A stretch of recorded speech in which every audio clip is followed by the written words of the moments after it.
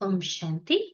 पवित्रता पर विविध परमात्मा महावाक्य साकार मुरली के रिवाइज्ड महावाक्य 3 मार्च 2012 की। शास्त्र आदि पढ़ते तो तमो प्रधान बन गए हो। अभी कलयुग का अंत आ गया है। पतित से पावन बनाने वाला एक बेहद का बाप ही है, तो जरूर कोई पतित बनाने वाले भी होंगे। रावण राज्य में सभी पतित है। पतित बनाने वाला है रावण, अर्थात 5 विकार। बाप कहते हैं, मैं तुमको वापस घर ले चलने आया हूं। अब तुम पावन बनो, क्योंकि पतित कोई वहां चल नहीं सकेंगे। वहां पतित चल ही नहीं सकेंगे, तो चाहे प्यार से चाहे मार से जाना तो पड़ेगा। अच्छा, फिर 16 फरवरी 2012 के साकार रिवाइज्ड महावाक्य। शिव बाबा है एवर प्योर। वह ब्रह्मा द्वारा पतितों को पावन बनाने की सर्विस करते हैं। तुम्हारे मुख से सदैव रतन निकलने चाहिए, पत्थर नहीं। तुम्हारा नाम ही है रूप बसंत। बाबा भी रूप बसंत है।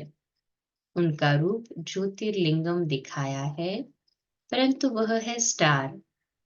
पूजा के लिए बड़ा बना दिया है। वह ज्ञान का सागर पतित पावन है।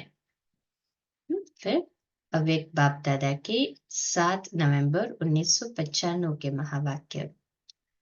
पवित्र आत्मा कह नहीं सकती कि क्या करे, हो गया हो गया या हो जाता है। चाहते तो नहीं, लेकिन हो जाता। क्या ये पवित्र आत्मा बोलती है या कमजोर आत्मा बोलती है? अगर महारथी से भी गलती होती है, तो उस समय वह महारथी नहीं है, परवश है। तो नए साल में व्यर्थ की समाप्ति का नया खाता बनाना है। कारण नहीं, लेकिन निवारण स्वरूप बनना है। समस्या नहीं, समाधान स्वरूप बनना है। फिर साकार बाबा के 15 फरवरी 2012 के रिवाइज महावाक्य है।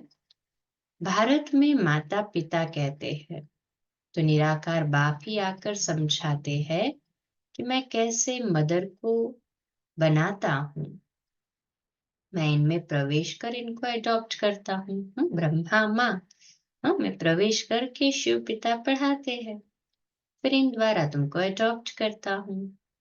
परमात्मा को पतित पावन कहते हैं, तो सिद्ध होता है कि बाप को पतित सृष्टि में ही आना होता है और पतितों को ही पावन बनाना होता है। फिर साकार बाबा के 15 फरवरी 2012 के रिवाइज्ड महावाक्य कंटिन्यू करते हैं। प्रलय कब होती नहीं है, जब सृष्टि पतित हो जाती है, तब मैं आता हूँ पतितों को पावन बनाने। तुम अभी पावन बन रहे हो। ऊंचते ऊंच बाबा हमको पूजनीय बनाते हैं, फिर आधा कल्प के बाद हम पुजारी बन जाते हैं। अभी हम पूज्य नहीं हैं, पूज्य बन रहे हैं। अभी बाप डायरेक्ट बच्चों से बात करते हैं। बाहर वालों के सामने बाबा को नहीं बोलना है। अच्छा, फिर 3 फरवरी 2012 के रिवाइज साकार महावाक्य।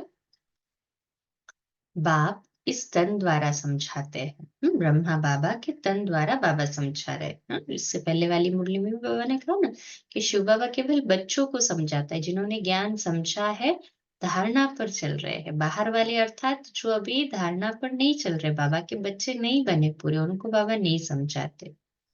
तो बाप इस तन अर्थात ब्रह्मा बाबा द्वारा समझाते हैं कि ये सब जो भी मनुष्य आत्माएं हैं, इन सब को पावन बनाए वापस घर ले जाना ही है।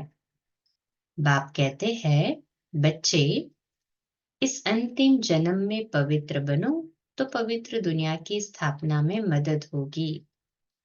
फिर अव्यक्त बाप दादा के 28 अप्रैल 1974 के महावाक्य। फर्स्ट चैलेंज है प्योरिटी की, और फर्स्ट वायदा है, और संग तोड़ एक संग जोड़ेंगे। मेरा तो एक, दूसरा न कोई। तो ये फर्स्ट वायदा और फर्स्ट चैलेंज एक दूसरे से संबंध रखते हैं। यही असंभव को संभव करने वाली एक बात है। तो क्या फर्स्ट चैलेंज करने की पॉइंट मजबूत है सभी की मजबूत पॉइंट? हाँ, जो बाबा को चैलेंज किया था, हाँ, वायदा किया था कि सब संग तोड़ एक संग जोड़ेंगे, और प्योरिटी का फर्स्ट वायदा पक्का है ना सभी को? कहे हाँ जी बाबा। फिर अव्यक्त बाप दादा के 24 अप्रैल 1974 के महावाक्य है, प्योरिटी की लाइट, सतो प्रधान, दिव्य दृष्टि की लाइट और मस्तक मणि की लाइट, ये तीनों ही संपूर्ण बनने की निशानी है। ये तीनों लाइट्स जगमगाती हुई दिखाई दे तभी सबको साक्षात्कार करा सकेंगे। पहली प्योरिटी की, दूसरी सतो प्रधान दिव्य दृष्टि की और तीसरी मस्तक मणि की, तब साक्षात्कार मूर्त बन सकते। कि प्योरिटी सबसे श्रेष्ठ और सहज पब्लिसिटी है और यही अंतिम पब्लिसिटी का रूप है। वैसे ही आप सबके मस्तक और नयन ऐसा विचित्र अनुभव करने की फिल्म दिखाए। अच्छा, फिर 14 दिसंबर 2011 के साकार रिवाइज्ड महावाक्य, बाप की याद से ही विकर्म विनाश होंगे, क्योंकि जब से विकारी बने हैं तब से पाप करते ही आए हैं। जन्म जन्मांतर के पापों का बोझा सिर पर है। तमो प्रधान बनने में तुमको आधा कल्प लगा है। आधा कल्प आत्मा संगम पर जमा किया हुआ उपभोग करती है, फिर द्वापर से बोझा चढ़ना आरंभ होता है। हाँ, अभी हम जमा का खाता बढ़ा रहे हैं, सतयुग त्रेता में उसे यूज करेंगे आधा कल्प, और फिर द्वापर से हाँ वापस डिटोरिएशन में जाएंगे। अब तमो प्रधान से सतो प्रधान कैसे बने, वह शिक्षा बाप ही देते हैं। 16 दिसंबर 2011 के साकार रिवाइज महावाक्य, जब तक आत्मा यहाँ इस शरीर में है तब तक कुछ न कुछ काटेपन का अंश रहता है। पूरा फूल बन गए फिर तुम यहाँ रह नहीं सकेंगे। जो कांटे से फूल बनते और बहुतों को कांटों से फूल बनाते, उनको ही खुशबूदार फूल कहेंगे। वे ही सतयुग में ऊंच पद पाएंगे। फिर 7 दिसंबर 2011 के रिवाइज्ड महावाक्य है, मीरा को श्री कृष्ण का साक्षात्कार हुआ। उसको कृष्ण से प्यार था। मीरा पवित्र रही, इसलिए उसकी महिमा है।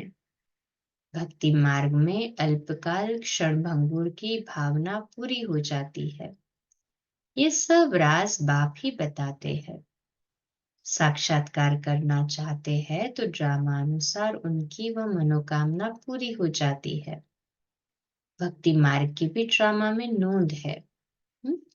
साकार बाबा के 10 नवंबर 2011 के रिवाइज्ड महावाक्य है, अभी तुम पूजा लायक नहीं हो, तुम अभी कांटे से फूल बन रहे हो। शिव बाबा पर कांटे ही बलि चढ़ते हैं, जिनको बाबा कांटों से फूल बनाते हैं। परंतु फूलों में वैरायटी बन जाती है। कोई तो तख्त नशीन बनेंगे, कोई क्या बनेंगे, सब नंबरवार बनेंगे ना। बाप तुमको ज्ञान देकर ऐसे कर्म सिखाते हैं जो तुम सत्युग के देवी देवता बन जाते हो। फिर भी आगे का हम कंटिन्यू करेंगे कल के रात्रि क्लास 9:15 में। कल सुबह अमृत वेला मेडिटेशन 3:30 से 4:30, प्रातः मुरली क्लास 4:45 बजे। ओम शांति।